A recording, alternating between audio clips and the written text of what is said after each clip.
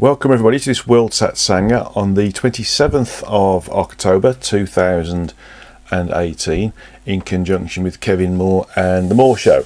And Kevin is, as usual, moving around the United States, performing a superb service for people, establishing the truth about many spiritual and hidden things around the world, but specifically this time in the States. And I thank Kevin for the hard work he does in doing this service for mankind, and also for doing his usual job of providing more talk and the More Show, and allowing the Satsangas to be presented on his More Show YouTube channel. Okay, so moving on to the actual World Satsanga itself, we've got a lot of questions today from the participants, so thank you very, very much.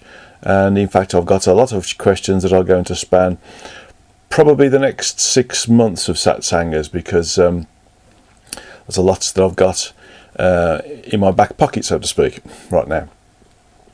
So the talk today is going to be about how technology stops us from developing our spiritual functions, and I'll elaborate a little bit more about that as we go through.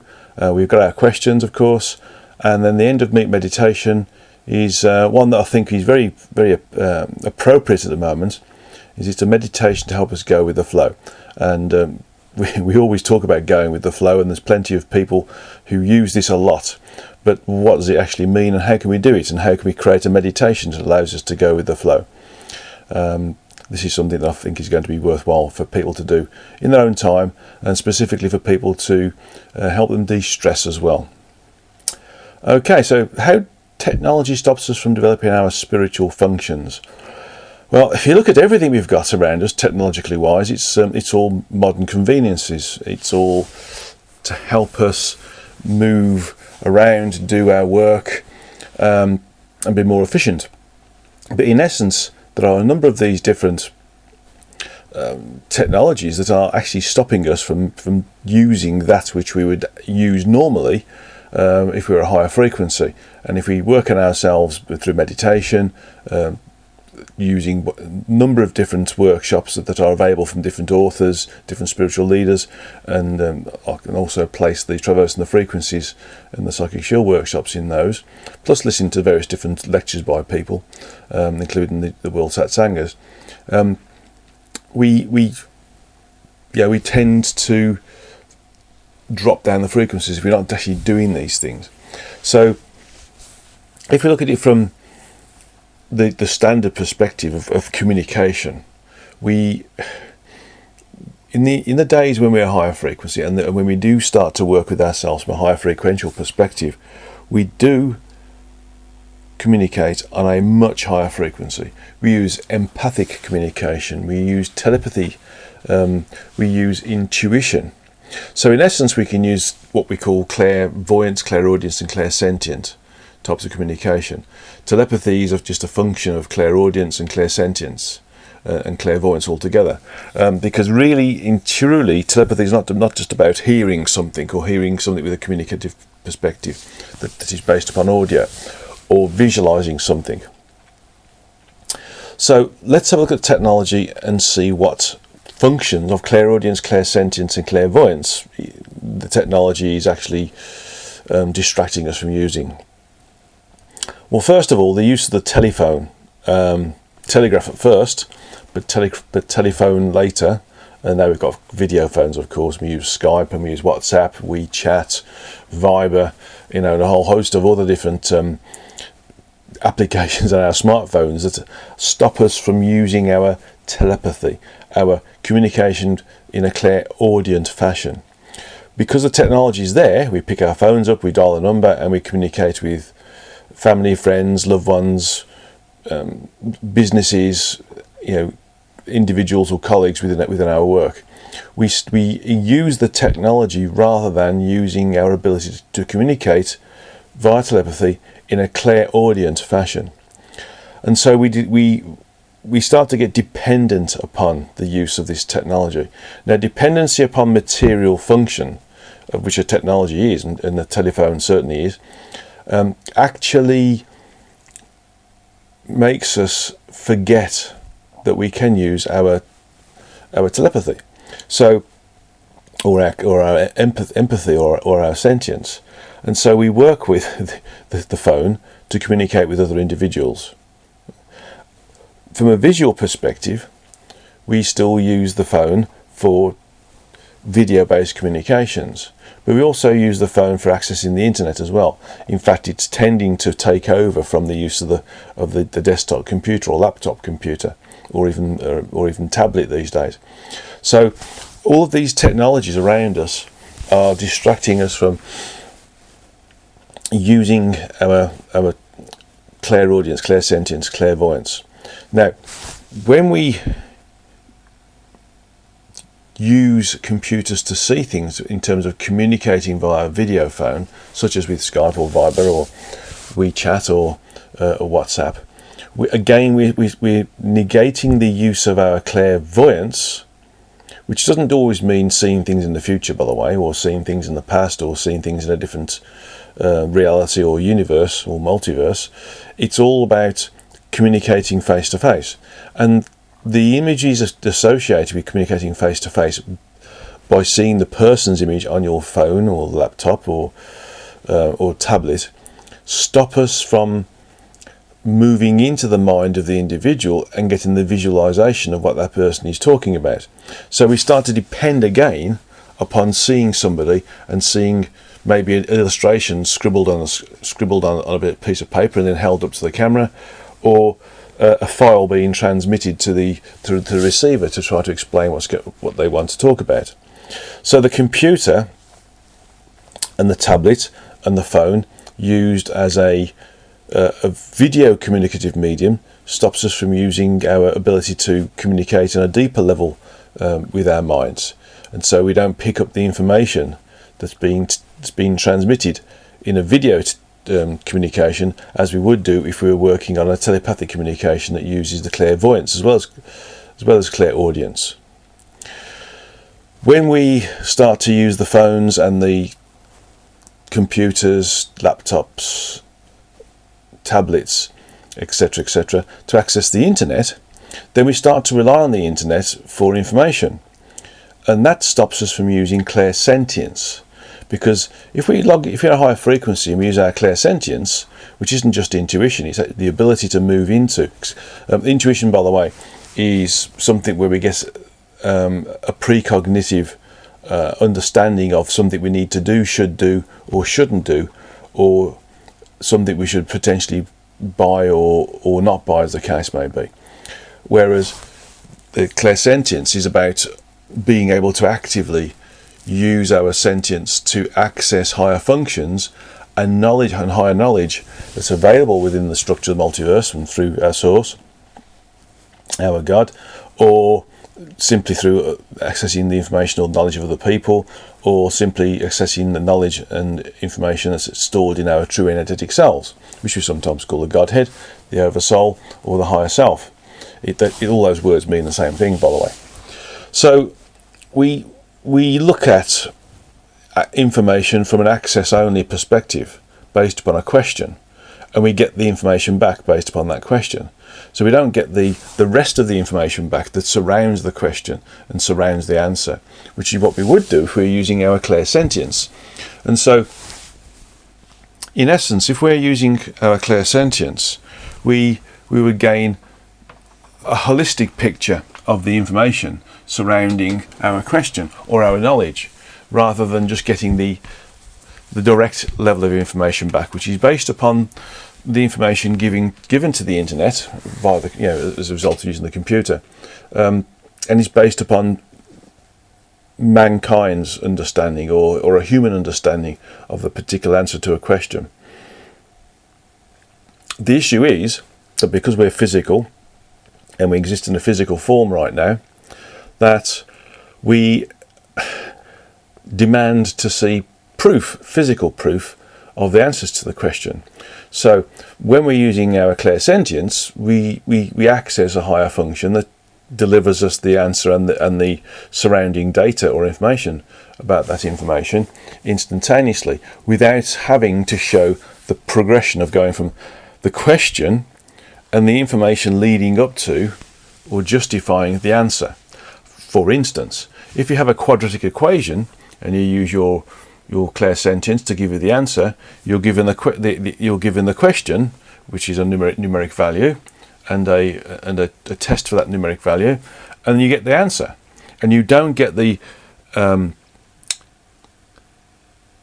mathematical progression from the question to the answer, which is the proof of how you got from the question to answer. And so without this proof of getting from A to B, so to speak, we don't get the credibility associated with a clairsentient answer versus a physical answer. And so again, when we're using computers or calculators to deliver us answers to mathematical questions, we tend to prefer those, or even down with higher mathematics, we write it down because it shows the delivery of going from A to B, from question to answer. We start to work with the material side of things, the physical side of things, rather than the clairsentient side of things.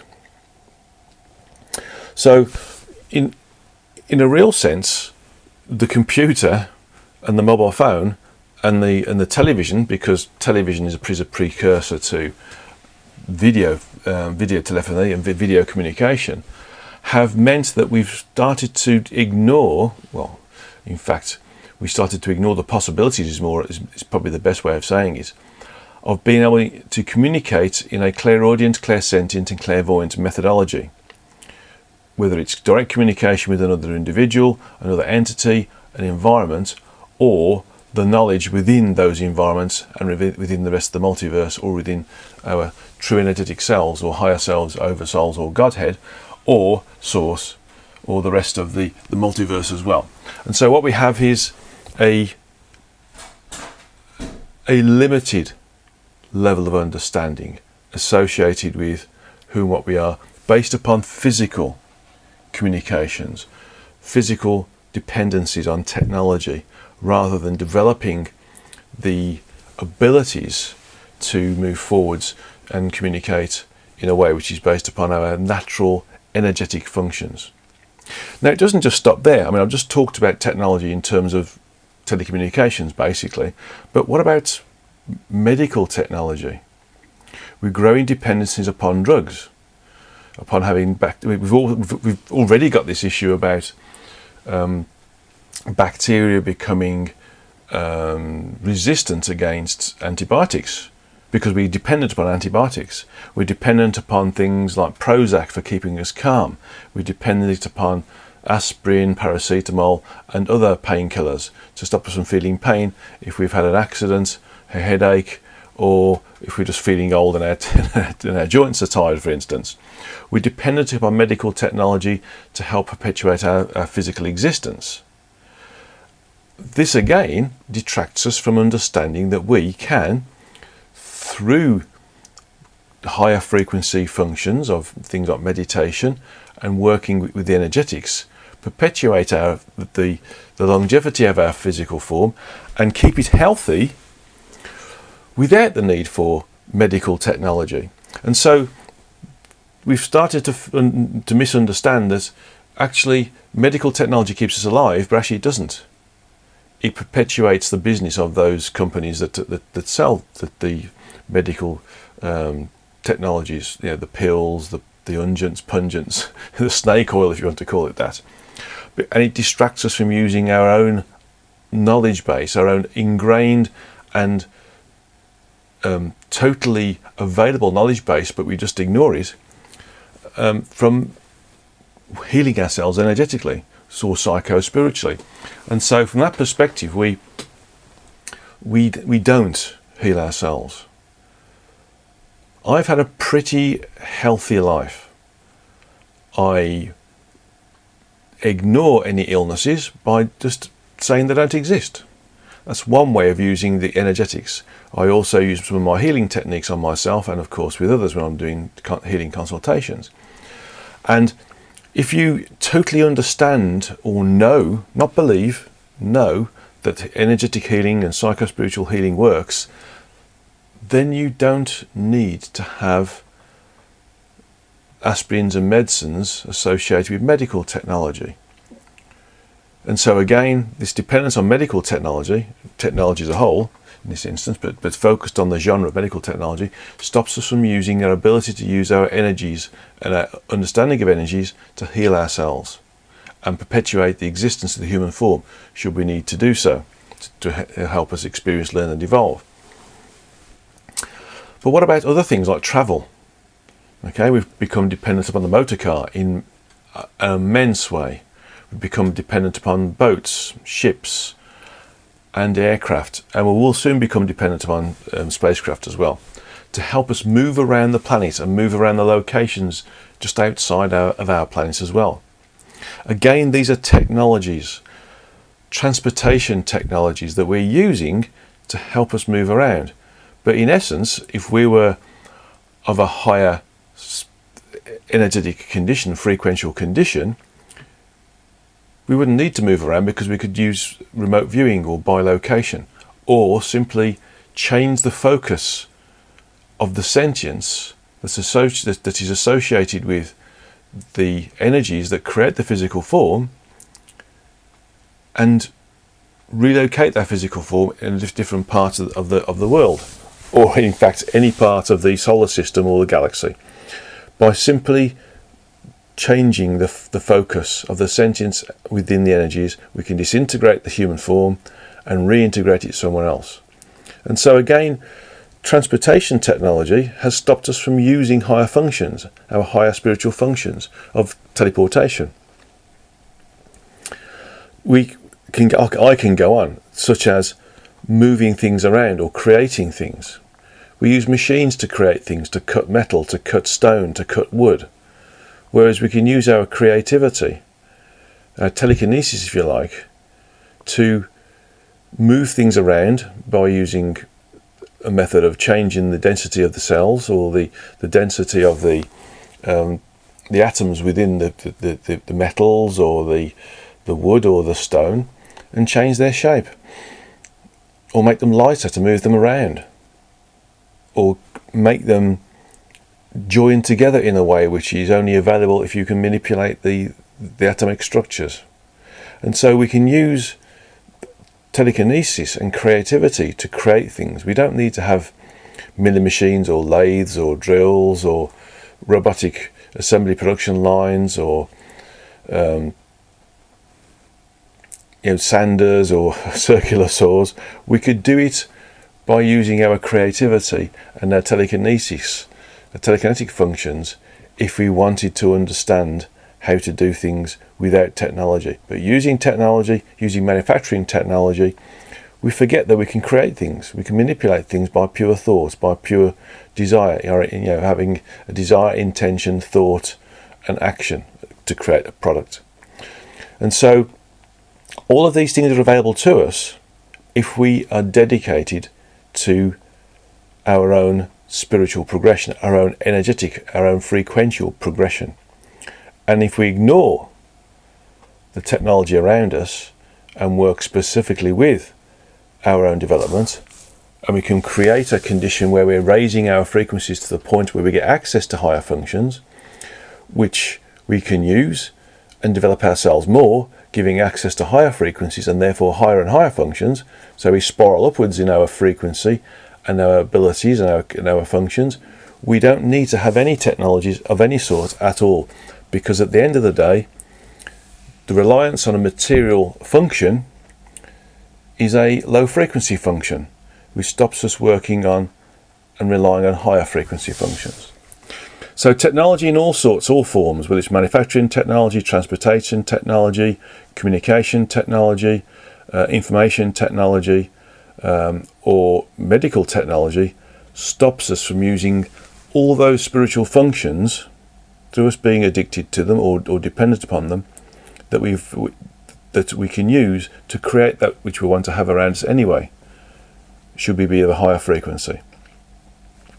So in essence, the word or the direction forward from this particular talk is to develop your spiritual functions, your energetic functions, and you'll find that you'll be able to communicate with other individuals without the use of your phones or computers. You'll be able to communicate with Source and gain access to the cosmic knowledge, so to speak, without using the internet. You'll be able to heal your body or perpetuate the longevity of your body without medical technology. You'll be able to bilocate, remote view, or teleport your body to somewhere else without using cars, etc., etc. And so, in essence, liberate yourself from the need to use material or physical functions, technology, to help you exist in the physical world. Use your higher functions, work on yourselves, meditate, become a higher frequency, and gain access to the higher functions that start to negate the use of all these technologies. Okay, well, suffice to say, there has been civilizations on the planet of a higher frequency, different human versions that have had these functions, but the allure or the attraction of doing things from a physical perspective creates a dependence upon them, creates an addiction to them, and so we start to lose the ability to work with these higher functions and go down the frequencies as a result. Okay, I've just been joined by my little pussycat, Pixie Puss, who's decided he wants to come and be part of the higher frequencies associated with this particular satsanga. Okay, so if you hear a little bell, it's Pixie's bell, because Pixie has to be very, very noisy around birds and other things to let them know that he's coming along, because he likes a bit of hunting, does his pussycat. I'm trying to train him to be nicer. Okay, so let's have a look at the questions. We've got a lot of questions this month, and one of them's from FN. Okay, and there's about 10 questions here, so we'll see if we can be. And there's lots of questions from US, the wonderful lady who does the transcriptions for us, and another bunch of questions from ME as well. So we have to go through these in an efficient way, I think. Okay, so the first question is, if one has any addiction, but he or she recuperated from during their incarnate life by attending Alcoholics Anonymous meetings, etc., do they still have to be quarantined? Ah, right.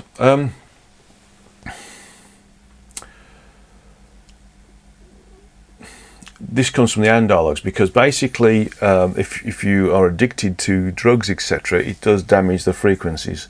It does reduce your frequency to the point of shall we say, abhorrence and the inability of the aspect to recommune with the true energetic self. So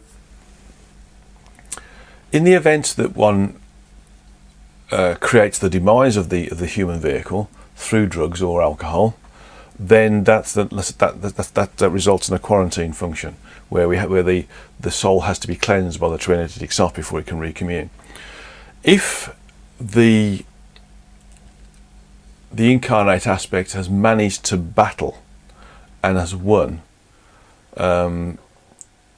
in any way, shape or form, that is created a condition where they're not totally dependent, but they can slip backwards and forwards into dependency, but can come out again, or can totally remove their dependency, then they don't need to be quarantined, because there's part of them which knows that they're not dependent, and there's a desire to be not dependent as well, and so they don't end up being quarantined when the physical form is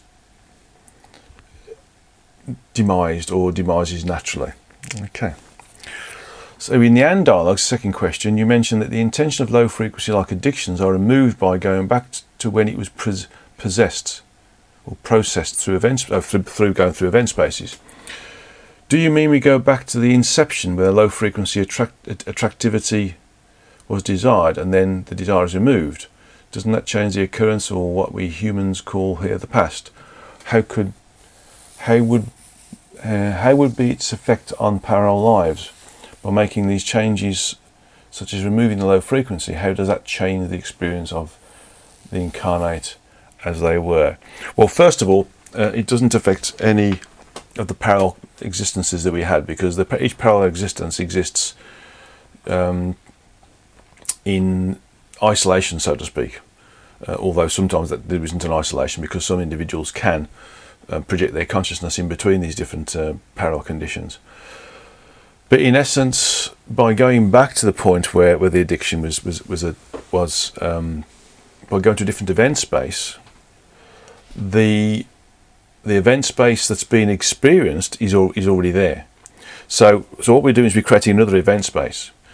So the event space where the addiction was accrued, so to speak, or gained, and the other event spaces that are created as a result of that, given the parallel conditions, still remain. What's happened is we're going back to an event space, or going to a different event space that creates a different event space, because we have another one where we are choosing to remove the desire or the addiction. And so that therefore creates another series of event space or realities as a result of that. So what we're doing is we are very simplistically duplicating, but with a different angle, everything that's downstream from that new event space that's created through our choice of going to a different event space and removing the addiction. So all we're doing is creating a whole group of new experiences that are produced as a function of the change from the event space where we're addicted to the event space where we chose to be addicted. So we create the event space is still in existence. It's just that we are creating another one where we've changed the start point to experience something else. But that, of course, may already have been an event space anyway. So it's a very interesting thing to understand here, that this event space where we go back to change the event space may have already been an event space in the first place. Very convoluted. Next question. When one is disincarnated and he or she has desires for low frequencies due to addiction, could this disincarnate avoid going to the light? I mean, is this one of the reasons that this disincarnate being chose to stay at low frequencies and becomes an entity that has no ability to digest its own energy and attaches itself to other incarnates, i.e. becomes attachment to humans with similar low frequencies, or attaches itself to incarnates when incarnates has low emotions, etc.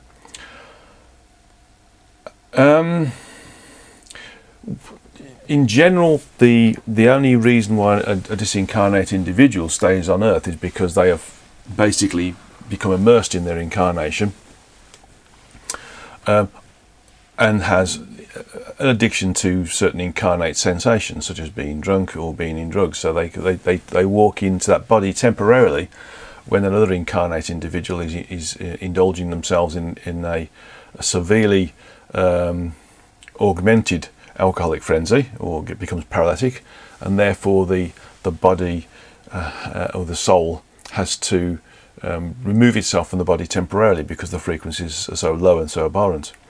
But if somebody's already disincarnate and they have desires for addiction, certain things like experiencing alcohol, or experiencing drugs, or experiencing sex, or experiencing various different other pastimes that they used to have, it doesn't mean that they become an astral entity where they try to take energies from other human beings who are still incarnate. It means that they really do need to have help from their guide and helpers to move them back into the energetic, so that they can see what the effect of the low frequency thoughts, behaviours and actions, or the addictions have created for them.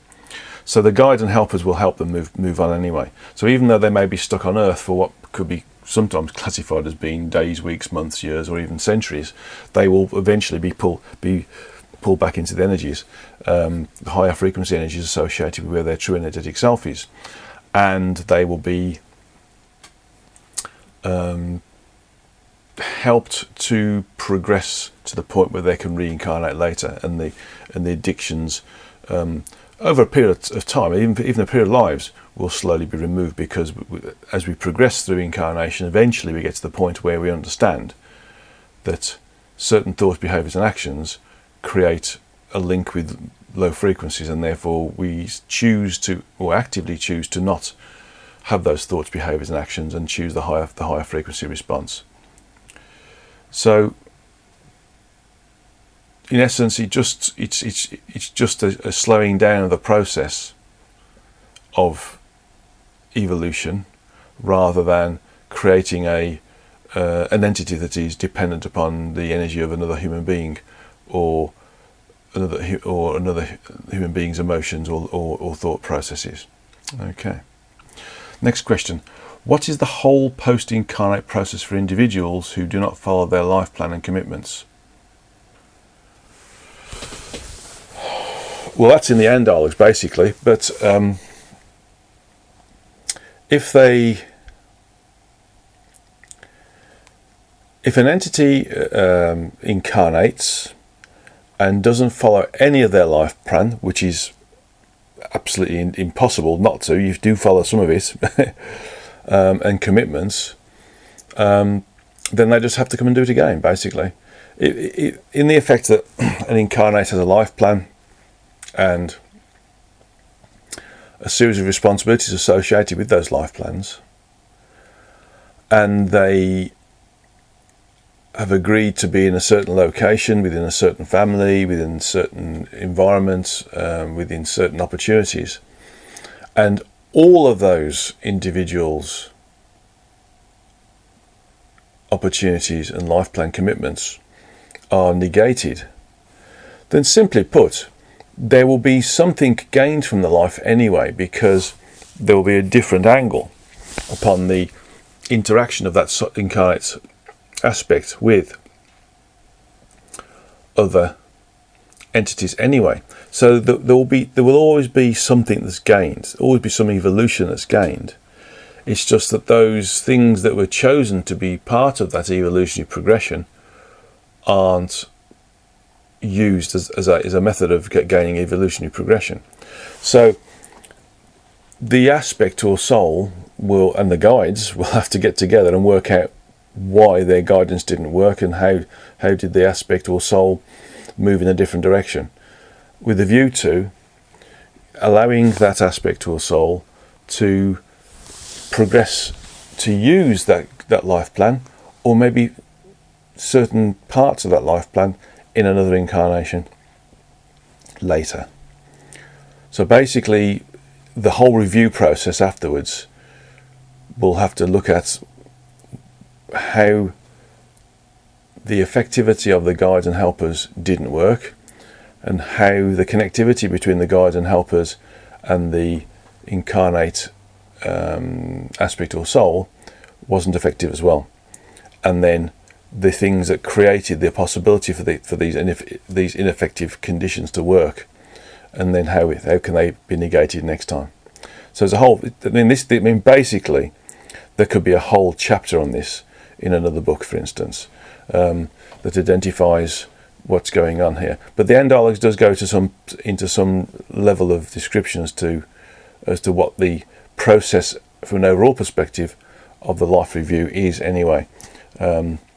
But in essence, very simplistically, the review looks at what went wrong, or what changed the direction of the life, and what could be done to put it right, and basically you do it again later, another life. Okay.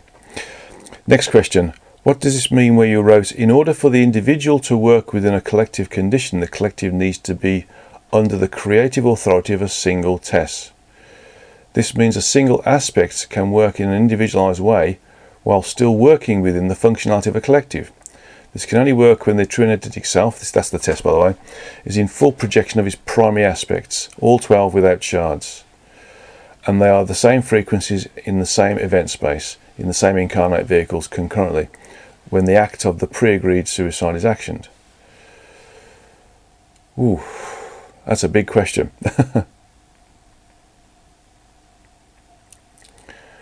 So, in essence, I need to read this again, basically. Let me just put this on pause to reread it again. So this is to do with one of the conditions where a pre-agreed suicide can be allowed, and specifically when it's in an individualized condition in a collective situation as well. So if I reread it for you so you can all understand it again, you'll get the transcription anyway. But the question is, what does this mean when you wrote, in order for the individualization to work within a collective condition, the collective needs to be under the creative authority of a single true energetic self? Okay, so the true energetic self itself is the higher self of all of the projected aspects. Okay, this means that all the projected aspects within a collective. Okay, this means that a single aspect can work on in an individualized way whilst still working within the functionality of a collective. Yes, that's true. Actually, we are, even though we're individualized, we are part of a collective anyway. So that collective being our true and identical self, and the smaller aspects of individualized sentience are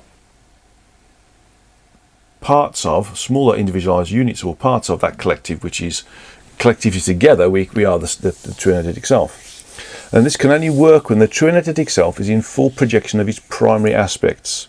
That's the souls, yeah? Okay, not shards, and that they are in the same frequencies, in the same event space, in the same incarnated vehicles concurrently when the act of pre-agreed suicide is actioned. So basically, it's a condition that allows the pre-agreed suicide to work, because suicide, if you remember from one of the previous satsangas, is a very difficult thing to work out of, because there's lots of downstream evolutionary debt that's accrued, not only on behalf of the individual who's committed suicide, but on behalf of those other individuals who are downstream of of the interactions that are projected to be there with that individual. So all the things that they'll do or suggest or say or work with that would create an interaction with other incarnate individuals to allow them to experience, learn and evolve as a result of interaction with that individual who was committing suicide, are lost. And so the evolutionary debt based upon their lack of evolution is also accrued by the individual who commits suicide. And so in effect this part means that if it's pre-agreed, it has to be contained, and the containment is within the TES, the true and identical self. And so everything has to be within the true and identical self. So it can't affect other true and identical selves. So all the individuals that the individual is working with, who are going to experience, learn and evolve with that individual who's committing suicide, or the authorized suicide or pre-agreed suicide, needed to have been those individuals who that incarnate aspect was going to work with throughout its incarnate life anyway. So that's how it's sort of, if it's pre-agreed, that means it's pre-agreed before the incarnate state anyway. So everything that is going to potentially going to happen or potentially going to be experienced would have been experienced within and between those aspects that are incarnate within the same event space and the same frequencies of a single true and identical self. So it's all contained. So what it basically means is it's contained within one TES, and not and things aren't particularly, for the want of a better word, shared in a negative way by other aspects from other true and identical selves. Okay. So next question is, what does a downstream action mean? Well, downstream action is something that happens after that which is done. So, for instance, a downstream action is, if I crash my car, a downstream function of that is, I've got to do the work associated with sorting out the insurance, getting the car repaired, and potentially going to hospital, and potentially, if somebody else is involved, working out the insurance between them, finding out if they're okay, if they've gone to hospital, are they going to sue me, for instance, and all these different things. So the things that happen as a result of an action are what's called downstream. Okay, that was a reasonably easy one to sort out. Next question. Regarding walk-ins, you said it is difficult to walk in to the mature incarnate for those who are already established and agreed incarnate existence. Please clarify what this means. So I'll read it again. It is difficult to walk in to the mature incarnate for those who already established and agreed incarnate existence. Basically, walk-ins are generally, unless they're invited in, a walk-in is not possible really. The walk-in is usually an agreed condition where the incarnate human vehicle is shared between souls, or that's not just one soul. It can be shared between a number of souls concurrently. These souls can be like backseat passengers in a car doing a passive walk-in, or they can actively walk in and take control of the animation of the incarnate human vehicle for a period of time, and stay there, or they can walk in and after a period of time or number of experiences, the original soul can come back into control of the vehicle and reanimate it. So in essence, if the agreed incarnate existence doesn't have a caveat in there where it's agreeing to a number of known walk-ins, or it's open to random walk-ins, then that a walk-in cannot happen. Okay. Next question. Some say Obama has walk-ins in order to become president and later acts as president. Is that correct? Did he have walk-ins, and how many? Who were they? Why did he have walk-ins?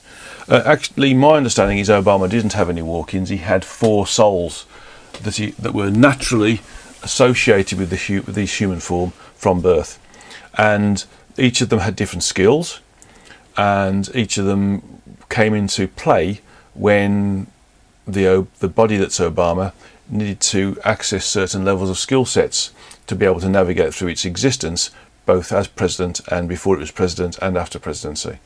So if you've got a body or a form that is going to be of significance in the world, it's difficult for one particular aspect to fulfill all of the responsibilities. So it's quite common for a number of different souls to incarnate in the same body and access and animate and communicate via that body as required to be able to do the role that body is supposed to be doing. Okay, next question. I wrote, and an aspect that is well connected, one that has a higher level of frequential state, even when projected into lower frequencies, can access this information from tests. This is how mediums see the future, how they can see another event space. Could we be of a higher frequency level or frequency state as an entity, even when projecting it into the earth, in this low frequency or third frequency, not third dimension?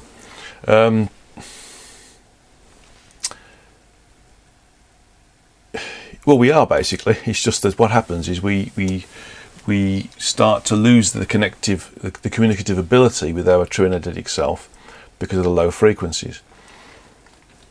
And it's only when we work on ourselves, or we come into this incarnation with a higher level of residual frequency, that we can start to communicate with the rest of the multiverse, or entities in higher frequencies that are incarnate within the physical universe, or entities that are disincarnate in the other frequencies of the multiverse. And so it's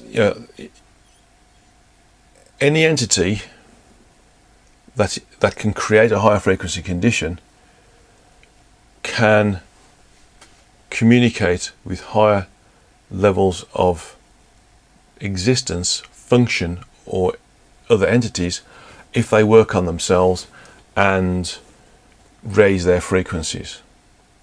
Some of these entities are already a higher frequency anyway, and this is why we have the different body types that we're classifying as crystal, rainbow and indigo. Children, crystal, rainbow and indigo.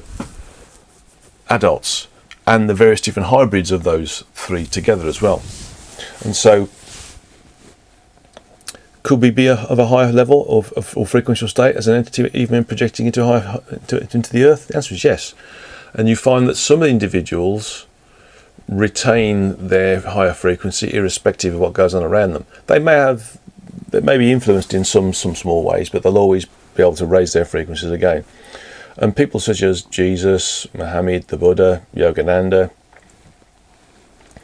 Mother Teresa, for instance, other individuals who are classified as saintly or a significant spiritual leadership do manage to maintain their frequencies, or a large percentage of them, whilst being projected into the three frequencies associated with the Earth. Okay, right. Last question from FN. Okay, once disincarnated, are we moving to transfer our experience to true energetic self? I'll start again. Once disincarnated, we are moving to transfer our experience to true energetic self. What are mediums really accessing? Okay, i.e. when Bob died, there was no more Bob. Is the medium accessing the true energetic? I'll start again. Is the medium accessing the true energetic self of Bob, or a programming representing Bob or Bob's guide, to put a facade of Bob for the benefit of other incarnate beings there? Right. Now, depending upon the level of communion with the true energetic self, depends upon how or whether a medium can access the sentience that is, in essence, the individualized sentience that animated the human form that was Bob. And so if you have a medium that communicates with an aspect that remains projected from the true energetic self, then they access that sentience that was Bob, including all of the other experiences that particular aspect has had in previous lives. And that's a direct communication. Also, so that's a direct communication, particularly with that aspect. If that aspect is going to any of the other forms of communion other than full communion, you still access, or the medium can still access, the sentience that was individualized as Bob, but it's within the sentience, the overall sentience of the true energetic self. So by using their desire or their intention, the medium accesses via the true energetic self the sentience that was identified as being Bob. Okay. So in that instance, the medium might get conflicting information, because they're also able to access other information from that true energetic self that's been experienced by other aspects that have incarnated that haven't been Bob. Okay, so that's why sometimes there's different things come out.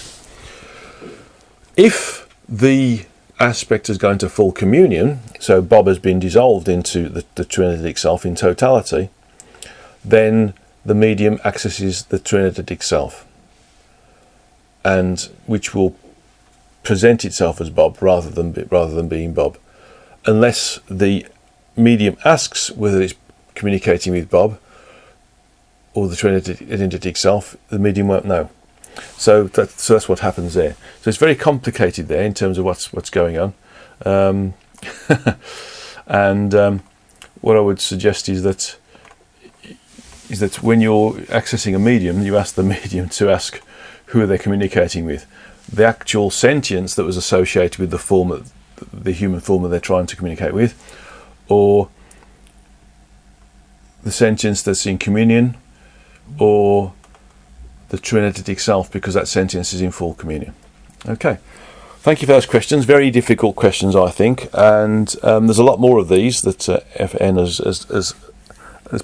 has presented to me, and so they will be used in the next series of satsangas over the next 6 months or so. Okay, well, thank you. Right, these questions from US now. So we're going to, and there's only a couple here, but I think they're going to be quite direct answers. Okay, first question is, children with autism are 67% more likely than typical children to have the diagnosis of IBD, or inflammatory bowel disease, which can affect the large bowel, creating ulcerative colitis, or small intestines, which is Crohn's disease, or both. Does this have something to do with their composite chakra, which is a single chakra that replaces the functions of the lower three chakras in their physical body? Please elaborate what and why autistics are more susceptible to these types of physical conditions. Right, let me just ask the question.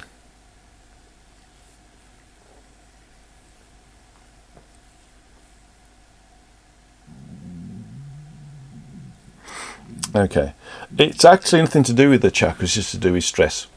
Autistic children, autistic humans in general, are very greatly misunderstood and are subject to a severe amount of stress as a result of being badly understood or poorly understood. And so that stress manifests itself usually in the stomach area. And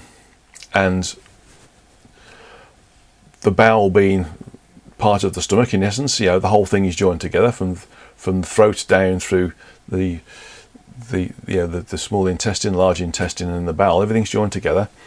Interestingly enough, the stomach and the bowel is one of the first things that is created when the fetus is gestating. So that just tells you how important it is. It's actually more important in real terms than our spine. But basically, that area is very sensitive, and when we get stressed, the stomach and the nerves within the stomach, and therefore the bowels and the small intestines, are affected by the stress. And there's nothing more powerful than stress to affect these areas: small intestines, large intestines, and bowel. So in effect, it's the lack of ability to be understood and the frustration surrounding that ability to be understood that causes the stress. So really, we cause their stress by categorizing them as being what they are and not thinking them as being normal. In fact, or being super normal. And because we can't communicate with them properly, and they can't communicate with us properly because we aren't operating on the same frequency levels or the same number of channels as them, this frustration manifests itself in a severe way. So based upon that, it's our lack of ability to understand them that creates their frustration, which creates their stress, which creates their problems with their bowels and their intestines. Next part of this question is, what is the best way to treat it? Some people have success with it with a low carbohydrate or ketogenic diet, but others are prescribed drugs to control the disease. In my understanding, it's show them love, show them understanding, try to communicate with them properly, and that will reduce the stress, and that will reduce the need for any form of treatment, physical treatment, because the symptoms will go away because they'll calm down. I think that's as simple as it is. It's simply we're creating their stress. Okay. Next question. This week, the United Nations released a report that said this period is now the warmest in the history of modern civilization. Climate change is seen as a record-breaking droughts, wildfires, floods, hurricanes, extreme heat waves, and poverty across the globe. Scientists have warned that we have only a dozen years to do something before it gets even worse with coastal flooding. Coral could die off, disease, decreased fishing and crop yields, heat-related mortality, and a mass migration of people from uninhabitable areas, etc. Is this what our near future holds? Are there some new geoengineering technologies beyond electric cars, banning fossil fuels, etc., that we can use to reverse this trend in our lifetime, or is it inevitable and potentially catastrophic? You have told us that there are centuries-long cycles. I'll start again. Postman came, and it's a very strange thing when the postman comes, because in this instance it was a recorded delivery, which I couldn't avoid, unfortunately. Nobody else in the house. Not even the cat could open the door for me. Right, so let's get the last bit again. You have told us that there are centuries-long cycles and shorter-term climate cycles at play, as we and the Earth, the planet, ascend in frequency. But I'm asking about the near future, the next 10 to 20 years ahead. What do you see happening in the physical Earth? Well, my understanding is we are currently in a mini ice age anyway, and so global warming is a natural function of a larger weather cycle. On top of that, there is influence, of course, by mankind, but there's also influence as a result of animals as well, and movement of animals, and the functions of animals, and the functions of man. So although there's going to be changes, we've got a pole shift which is in progress right now, which is causing magnetic problems and anomalies. It's also causing issues with jet stream, etc. So we are going to get warmer anyway, naturally, because we haven't got to the tropical stage of our particular cycle yet. But that's going to be some time in the future and well beyond my particular incarnate lifetime. Mankind does have a significant part to play, but what we're doing isn't causing the big problems, the big things that are happening with the jet stream. It's it's simply a function of the big weather cycles as a result of the location of the Earth around the Sun, and the Sun's location within the galaxy, and the rotation of the galaxy, etc. There's a whole bunch of different things coming into play here. We will go into another big ice age eventually as well, by the way, but that's like thousands and thousands and thousands of years into the future. Next 10 to 20 years, if I ask the question,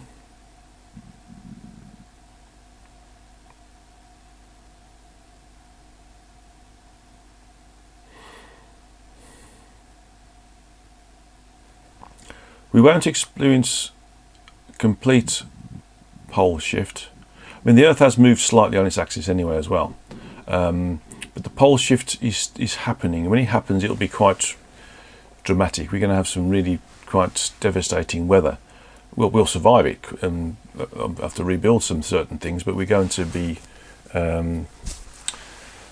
challenged a bit, I think. It will mean that things like flying will be more difficult. Traversing the waters will be more difficult, but at times, more and more hurricanes, for instance, more and more typhoons, those sorts of things, more turbulent air, and we'll start to get those more and more in the next 10 to 15, 20, 35 years. But we're going to go to an overall more temperate condition, I'm being told. So although we're going to have more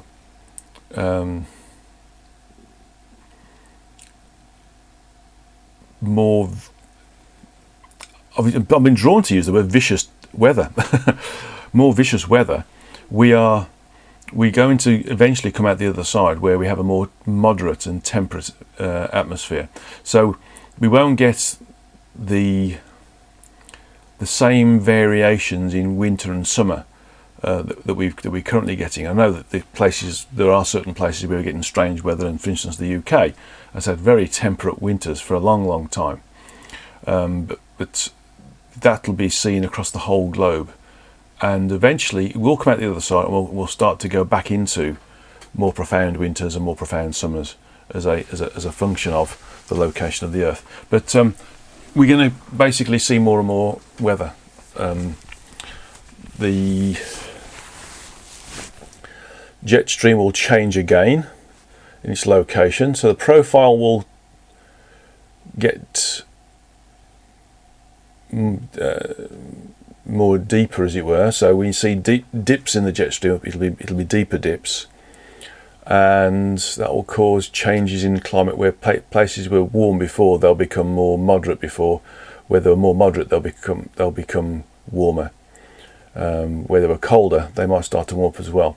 So we're starting. So we're going to see some changes to the jet stream. We're going to see some, certainly in the next 35 years, we're going to start to see some more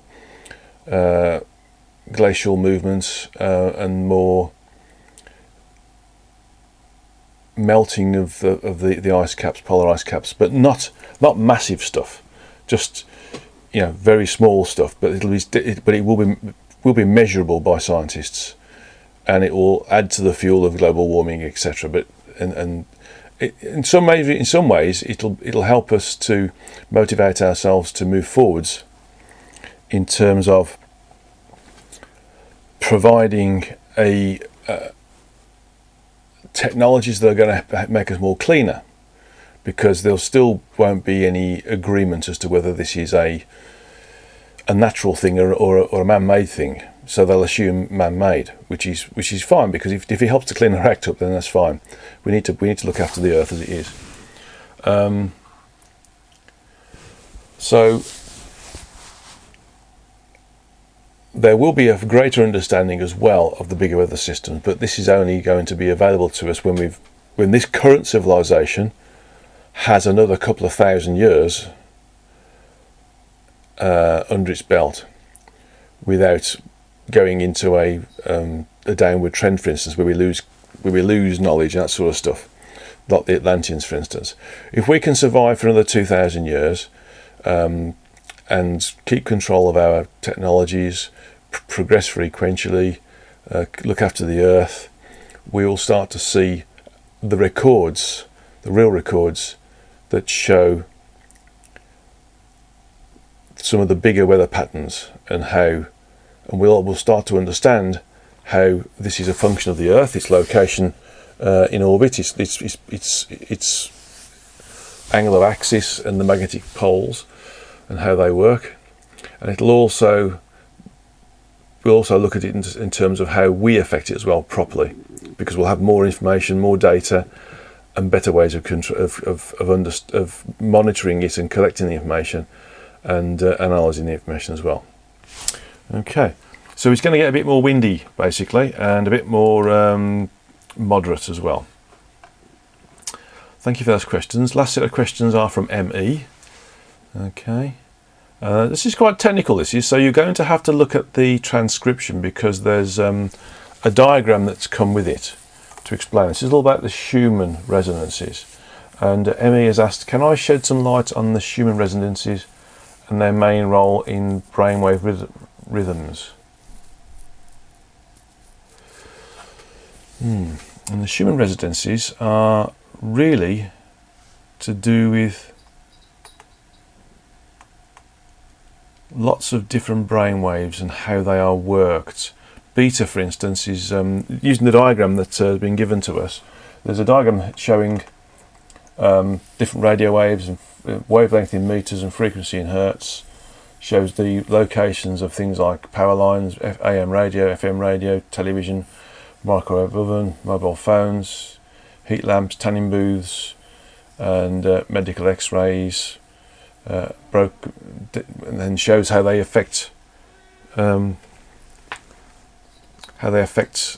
For instance, they're non-thermal, low-induced currents, thermal, high-induced currents creating heating, optical, electronic.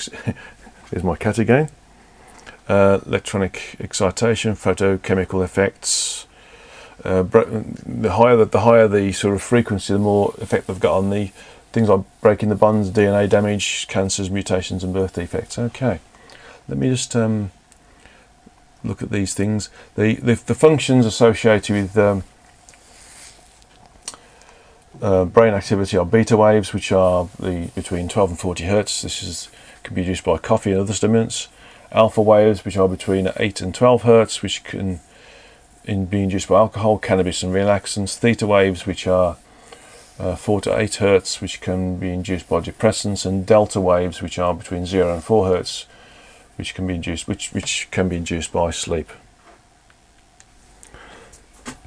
So let's have a quick look at the questions again, after a little bit of an explanation there. So can I shed light on the Schumann resonances and their role in brainwaves? So the brainwaves we got here, which we just described, are the beta, alpha, theta, and delta. The Schumann resonances are all to do with the electromagnetic resonances of the Earth. Basically, it's something to do with how the space between the surface of the Earth and the conductive ionosphere acts as a closed waveguide, or a conduit, if you want to call it that. And they can be generated by things like lightning discharges. Excuse me. But they're a set of basically peaks within the spectrum that are extremely low frequency. And they're part of the Earth's electromagnetic field. So basically, there is always going to be an association with how the human vehicle, the incarnate human vehicle, works or behaves as a function of its environment. But I'm not seeing any correlation at all when I'm doing my asking the questions, my clairsentient questioning between human residencies and their role in brainwave rhythms, because in essence this is to do with external radiation rather than internal functionality. There is going to be, of course, an effect on the human form, but it'd be a whole bodily effect rather than something that is creating a type of thought process or a type of function of the brain associated with the environment. It's more of a background radiation, the things that happen normally anyway. So I'm not seeing anything really significant in terms of their role in brain wave rhythms. Okay. Part 2. Are these resonances of the Earth keys to the tuning fork of a healthy lifestyle?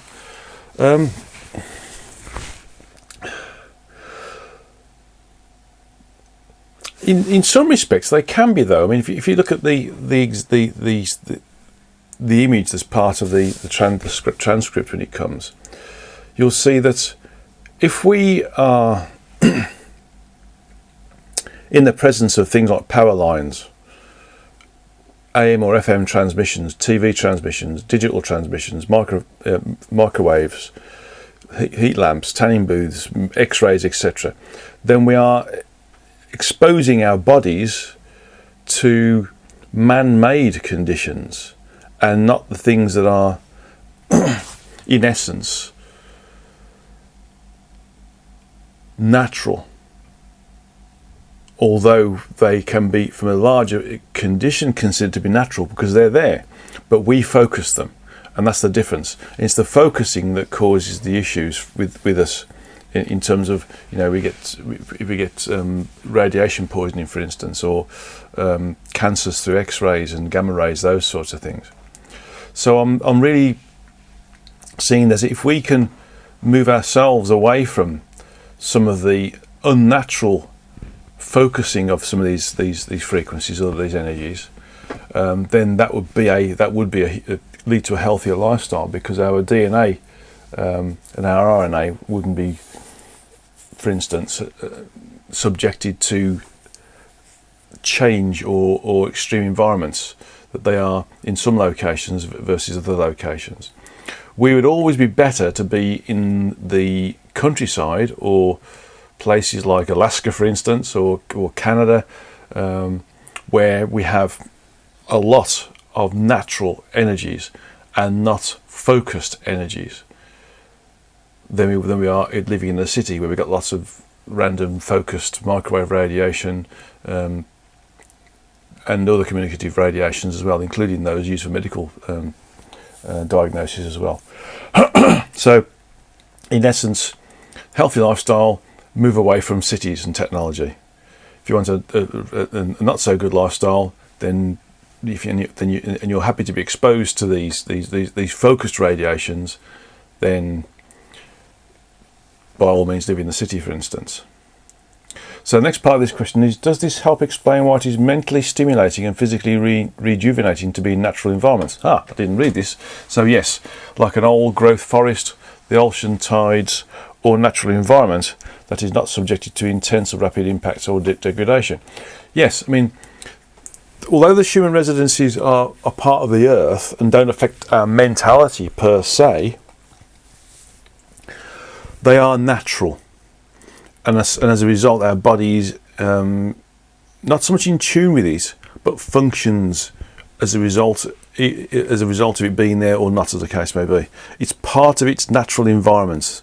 So the electromagnetic function that's called human resonances are part of the natural function of the Earth, and so the human body is constructed and is able to work in conjunction with that which is naturally occurring on the Earth.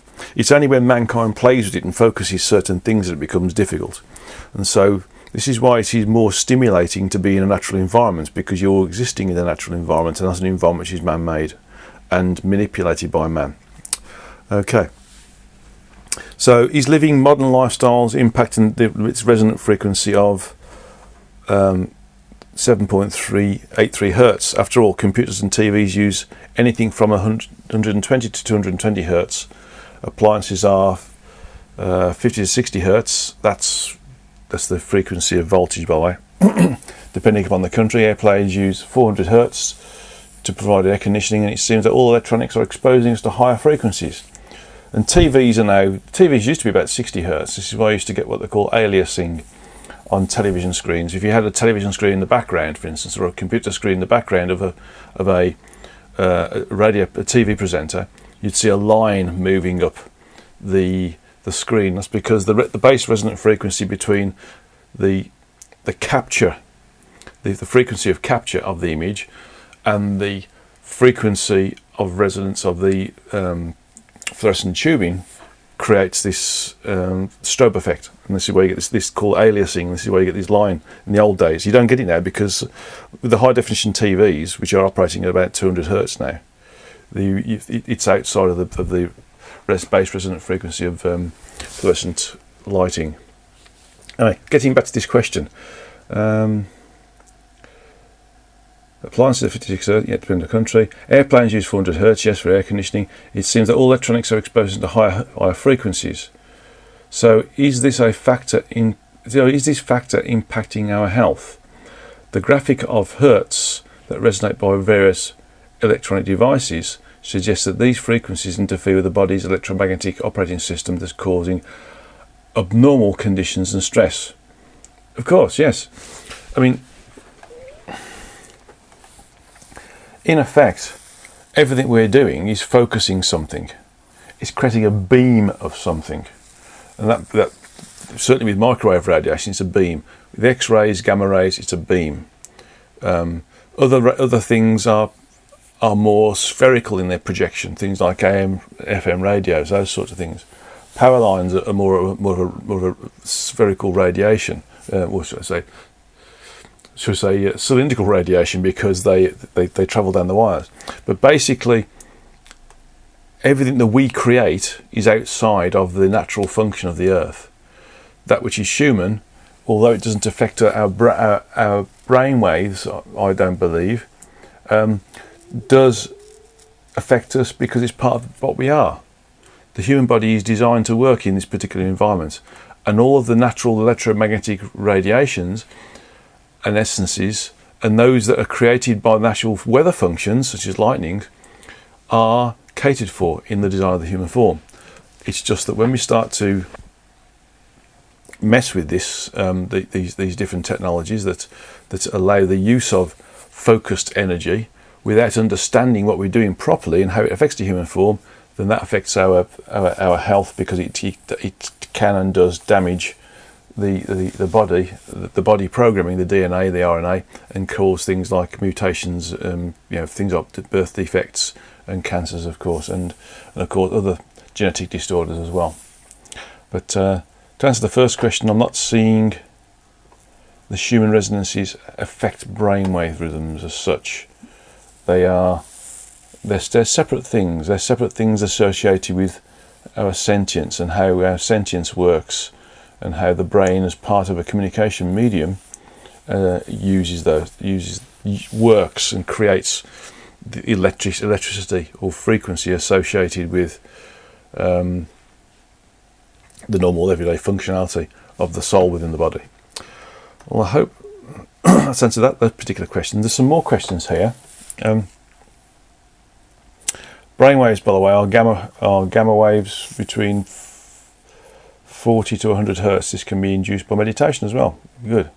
So meditation is something which can help you as well in terms of your well-being. Right, fifth question. Are we witnessing an imbalance of mankind due to the explosion of technology and gadgets, from our cars to TVs to dishwashers to refrigeration units to airplanes to power lines to cell phones to microwave units? It seems inevitable to avoid all these things that run to higher resonant frequencies and emit electromagnetic frequencies that run counter to that of the Earth itself and the proper functioning of cellular structures. Because we're becoming dependent upon and addicted to all of these different things, it is an imbalance without doubt. And we will, if not careful, become unhealthier as a result of it. When we raise sort of frequencies and we realise that we can start to communicate with each other without the needs of gadgets, phones, video telephones, televisions, etc., and computers, we will then start to create another balance, a reversal of this balance, and so there'll be an imbalance towards the use of spiritual functions instead. Okay. 6. Does this demonstrate that the core of humanity's issues are linked to a technological frequency imbalance? By issues, I refer to high rates of depression, unhappiness, ill health, which is correlated with decreased spirituality, which is the focus of this month's Satsanga.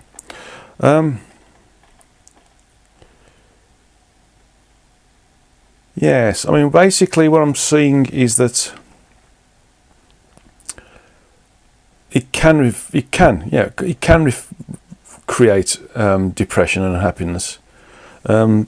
Certainly can create unhappiness if you haven't got the latest gadget and somebody else has. That's jealousy. But that in itself is unhappiness. But with these man-made frequencies,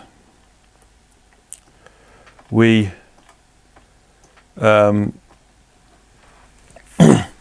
we do upset things. I mean, the brain waves, which I explained most of them apart from the gamma ones earlier. The gamma, beta, alpha, theta, and delta. What the brain creates as a function of its operation and the sentience associated with the human form, working with that particular organ.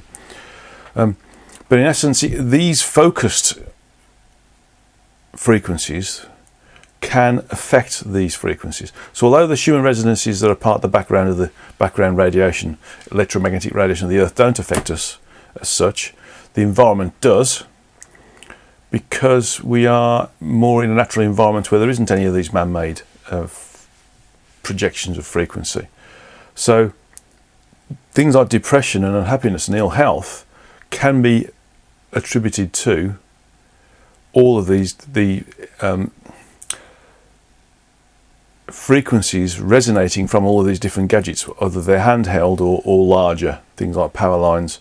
And we know that power lines do actually cause cancer, so people who live underneath pylons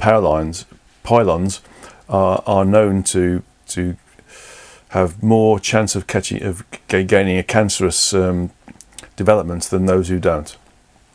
Okay, so yes, it will cause depression undoubtedly, because it upsets the natural frequency of the body, and therefore creates an imbalance in the hormones, and certainly the chemicals that create the balance in the brain. Okay, next question. What role, if any, can solfeggio frequencies play in restoring health and balance? For those who have not heard of the solfeggio frequencies, they are frequencies that correspond with the tones ut, re, mi, fa, sol, la, and frequencies are 396, 417, 528, 639, 741 and 852 respectively. So these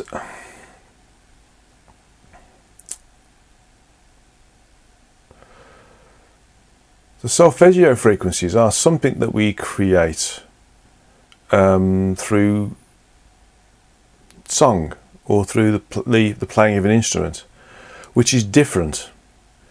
These are more sound based, and so they are more natural than those that are created through machines. So what I'm picking up here is that if they're sung, for instance, they create a more calmer demeanour of the individual than if they were created by a musical instrument. But a musical instrument would also create a more calmer situation than if you're receiving some of the frequencies by microwave radiation, for instance. So my answer is, looking at what I'm picking up here, is that these solfeggio frequencies are best sung by the individual, and then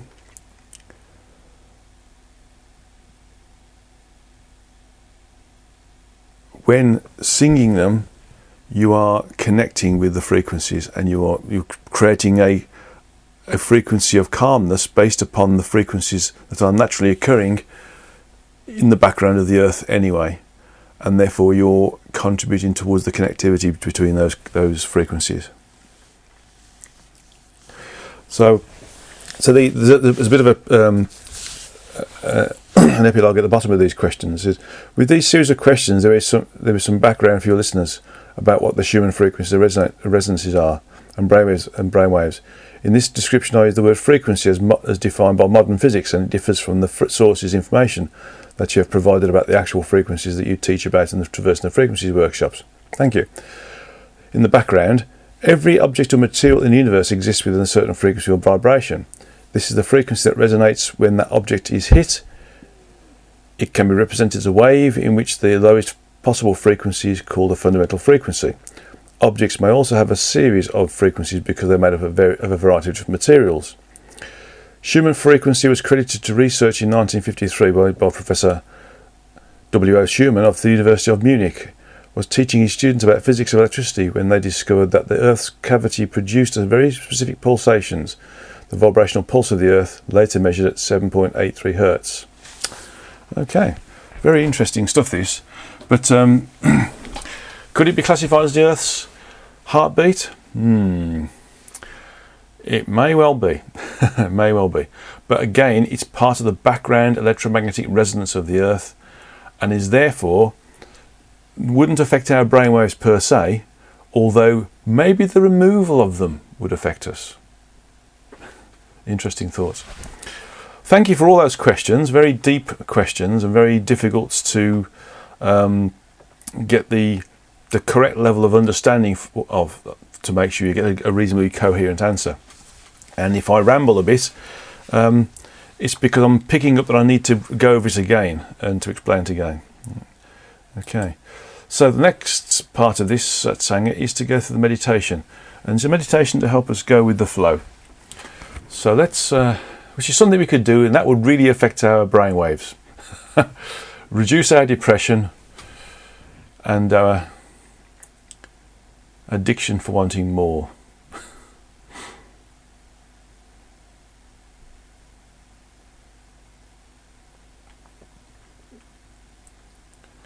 So let's sit in our straight backed chair with our back straight and our feet flat on the ground. Our palms placed uppermost on our upper thighs.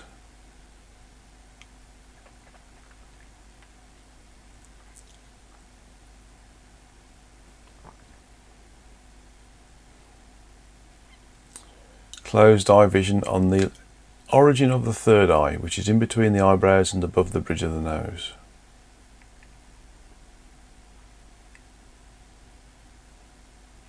Okay.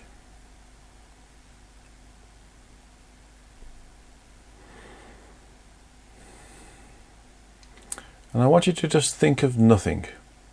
See nothing, hear nothing, and be nothing. Nothing or no thing.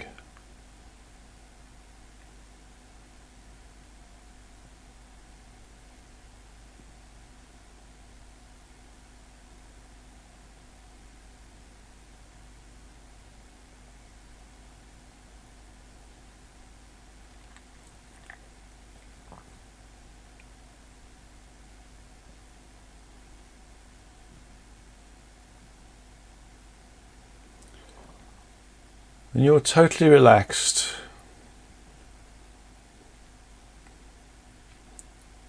Just notice how you feel.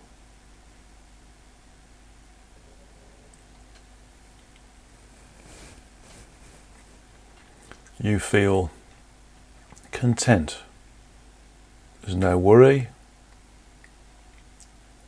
There's no addictions.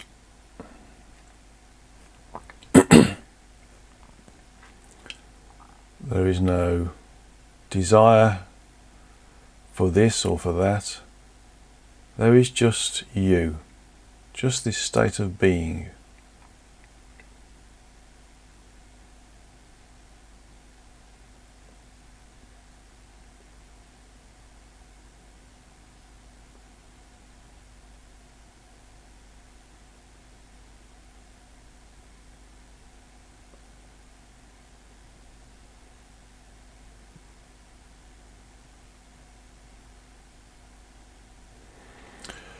To go with the flow, you need to be in this state of being, this state of nothingness, whilst being everything. A position where you're not thinking about doing this or thinking about doing that, or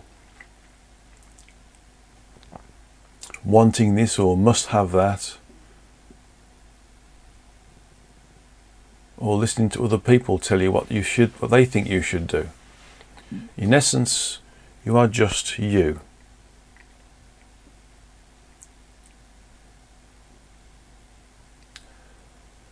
The flow of existence around you is one that is created through you and your guide and helpers and everybody else that you interact with, and the environment that you interact with as well. That is part of the function of you fulfilling your life plan, the goals within your life plan. The flow has a series of different milestones, so to speak. These milestones are junctures or points within the life plan where you may have experienced something that you wanted to experience in a life plan, or was in service in some way within some part of a life plan.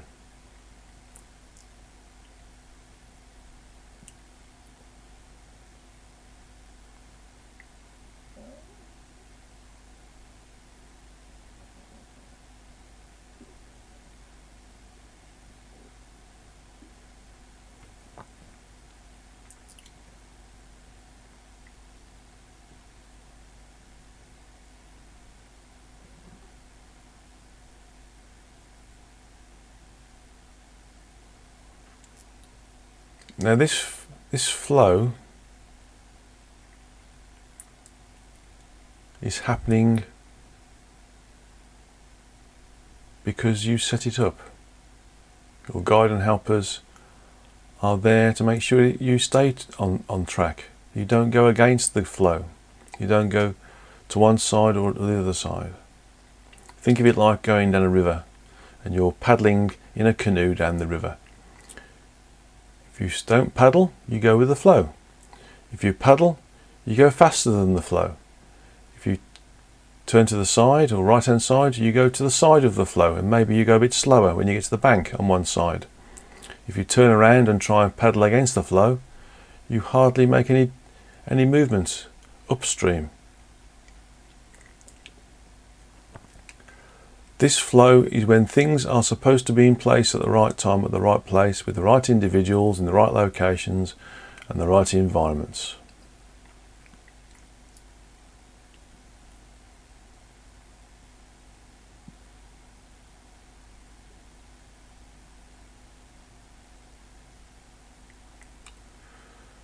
Maneuvering the canoe too quickly downstream or upstream or to the left or to the right simply disturbs the flow from the perspective of your interaction with the flow.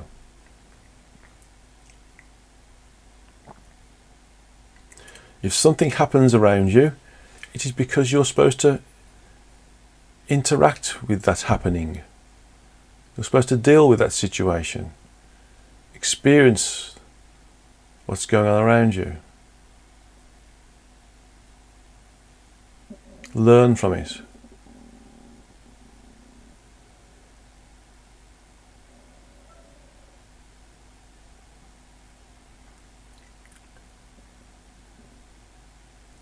If something happens around us, there is some event, and we feel we have to interact with it in a certain way, then interact with it. If you get confused and decide not to, or try to logic that lack of interaction out by really feeling or thinking that you don't need to interact or do what is being offered, then you're going against the flow. If you have two opportunities, then go with the one that gives you the greatest pull with your intuition. What's your gut feeling about it?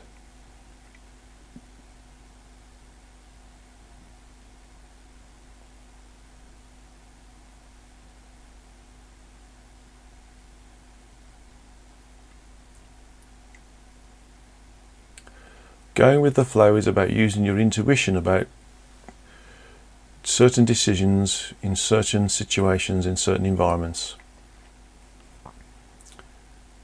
What feels right against what feels wrong, against what your ego wants you to do, what the ego of others wants you to do, and what your particular addiction to materialism wants you to do.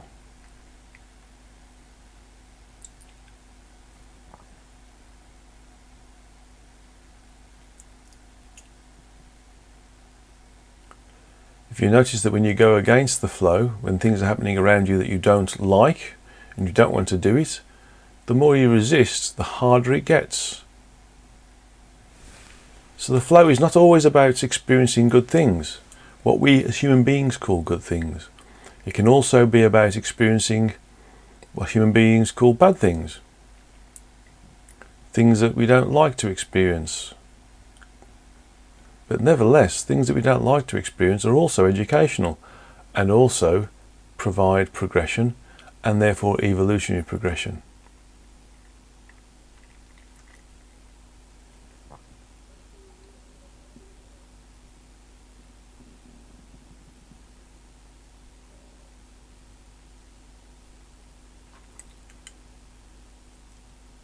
So if something is presented to you that you have to do, take responsibility for it and do it.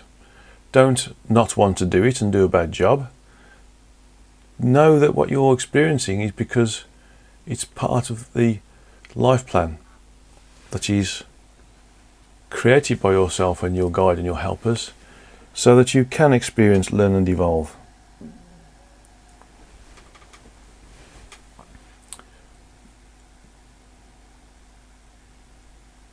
You don't have to say yes to everything. You just simply have to know when to say yes. Some things are put in front of us to check our resolve, to make sure that we know what is part of our life plan and what is not part of our life plan, what's right and what's wrong.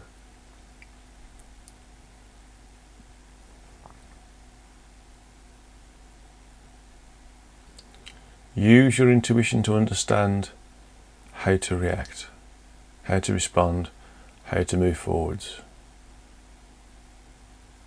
When you go with the flow, you don't feel nervous or anxious. You just know it's got to be done, and there's a neutral feeling about it, a neutral demeanour.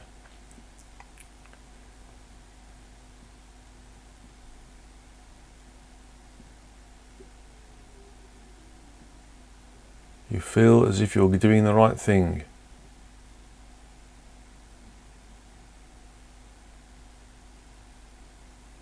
Something happens and you don't want it to happen, or you didn't want it to happen, just recognise it as being something that has to be dealt with. There's a learning opportunity somewhere there, and take the time to respond properly, coherently and robustly, and without malice.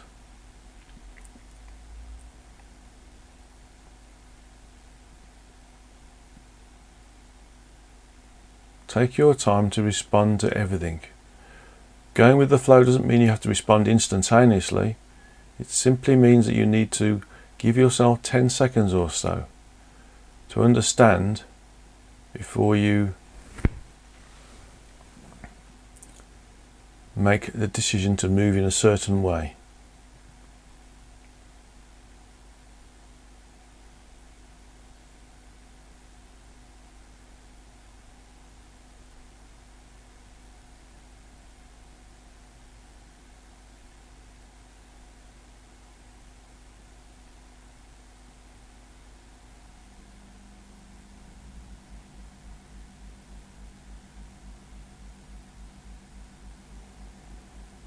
Make everything you do thoughtful, mindful.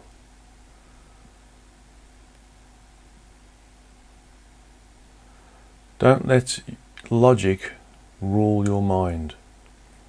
Let your intuition, your clairsentience decide for you.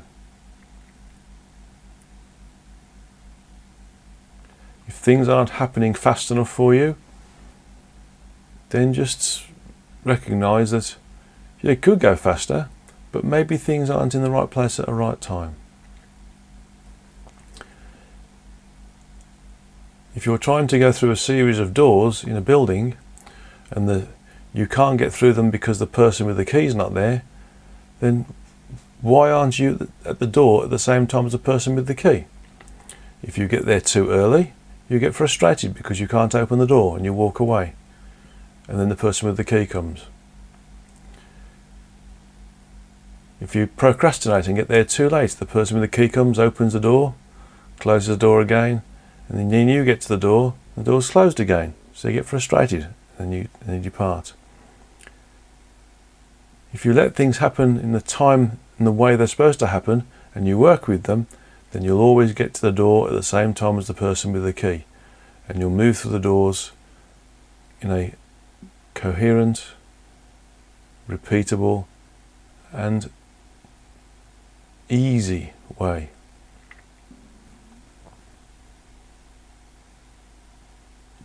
People have an easy life when they go with the flow.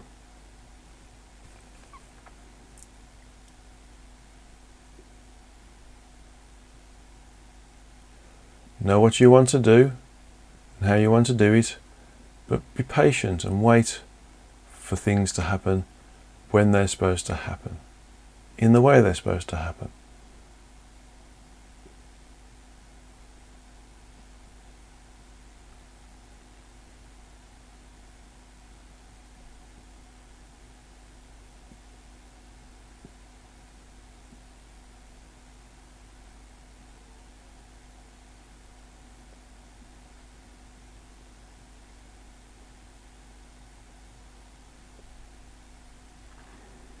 Allow yourself to just not be complacent, but observe. Don't do too much. Just do what you need to do to navigate through this existence. It doesn't mean you should stop doing the jobs around the house, or not be responsible for the actions that you do, or the work that you take on board with your employer. It simply means do what is necessary in the time that is necessary within. Don't try to do it too early. Don't try to do it too late. Don't try to take shortcuts. Don't try to be clever. Just do what's needed in the time that it's needed, in the way that it's needed.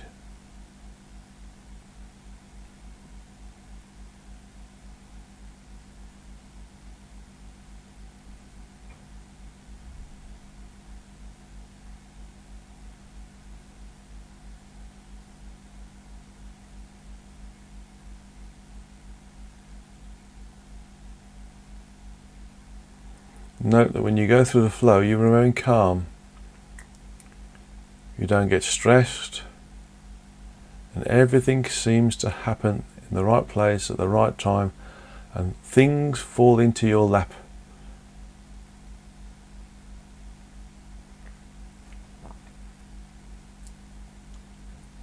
It's not luck. It's simply knowing how and when to react. Being patient. Well, if something happens straight away that you feel you should be interacting with, then do it straight away. Don't procrastinate as well. So don't get ahead of yourself. Be patient and don't procrastinate. Just give yourself 10 seconds to work with this. Every time something happens, give yourself 10 seconds.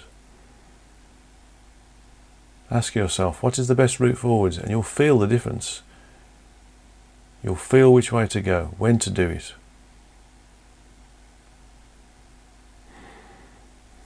Don't be too eager. Don't be too slow.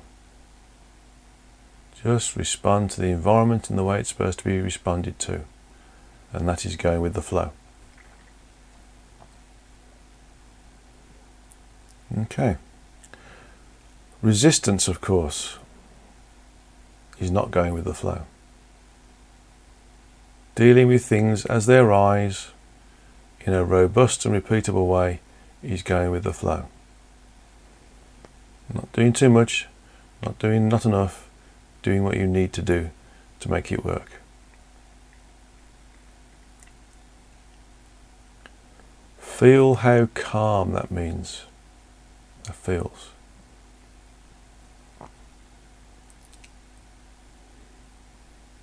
If necessary, give yourself a few seconds more to make a decision. Close your eyes.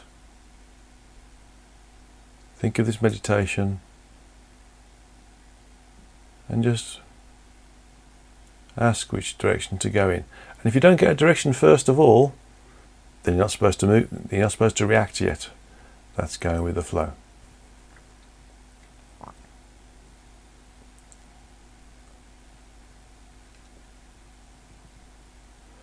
You're in the flow now by just relaxing and being part of this meditation. This is the feeling you should have. Ask for this feeling to be given to you when you're making a decision. If you're not getting the feeling, you're not going with the flow. Okay. So let's slowly open and we'll slowly come back into the room. Slowly open our eyes, and if you've got any water,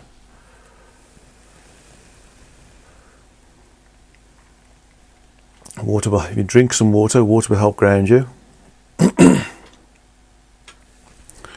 And that's the end of this this month's Satsanga.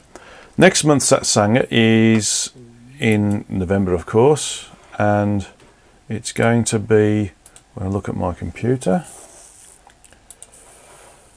it's going to be around the 24th of, it will be the 24th actually, of November, because a few days after that I'm going to China for 2.5 weeks. So 24th of November is the next Satsanga, and I've already got quite a few questions already. But obviously those questions I've got are enough to last for 6 months of a number of questions, so that's okay. So still looking for some additional questions for next Satsanga. So thank you for listening, thank you for participating, thank you for your questions. I apologise for sometimes having to go back over the questions, but nevertheless, they are very good questions, and looking forward to linking in with you next month. God's love with you, and the source is with you as well. Goodbye.